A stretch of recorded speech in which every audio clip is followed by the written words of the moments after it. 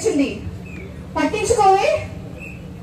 ఏంటి, ఏ ఆశతో సమ్మె కట్టామని అడుగుతున్నావా?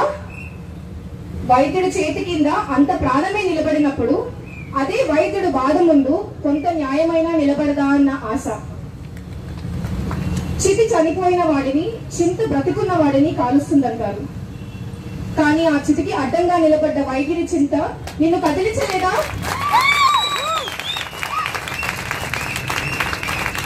ఈ రోజు మా బాధ వినడానికి నువ్వు రాకపోవచ్చు, కానీ మమ్మల్ని నమ్మి వచ్చిన ప్రతి రోగి బాధ మేము వింటాము. మా కోసం నినదించే వాళ్ళు, కదిలొచ్చే వాళ్ళు లేరనుకోకు.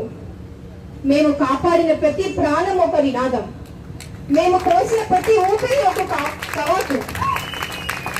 మాకిచ్చే సర్వీస్ కోటా వల్ల నీకెన్ని ఉపయోగాలు ఉన్నాయో తెలుసా?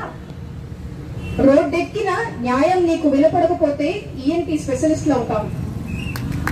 రోడ్డెక్కిన నీతి నీకు కనిపించకపోతే ఐ స్పెషలిస్ట్లు అవుతాం. మోసానికి చెల్లించని గుండెకి కార్డియాలజిస్టులు అవుతాం. మతి భ్రమించిన అడ్మినిస్ట్రేషన్ కి సైకియాట్రిస్టులు అవుతాం. ఎముకలు కుళ్ళిన వాళ్ళకి ఆర్థోపెడిస్టులు అవుతాం. మా ఆశలకు రక్తం రాసి కష్టాన్ని ఐసీయూలో వేశావు.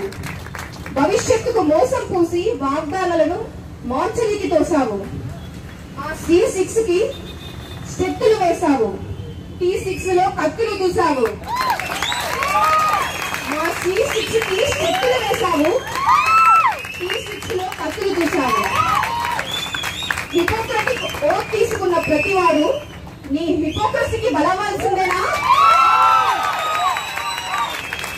హిపోక్రటిక్ ఓత్ తీసుకున్న ప్రతి వాడు నీ హిపోక్రసీకి బలవాల్సిందేనా? కళ్ళు కట్టుకుంటే కష్టాలు కనపడవు, చెవులు మూసుకుంటే నిజాలు వినపడవు అన్న ధోరణి మానుకో. మరచిన మాటల వెనక, మూసిన తలుపుల వెనక ఇంకెన్ని రోజులు దాక్కుంటావు? ఏ ఉద్యమిస్తే కానీ బయటికి రావా?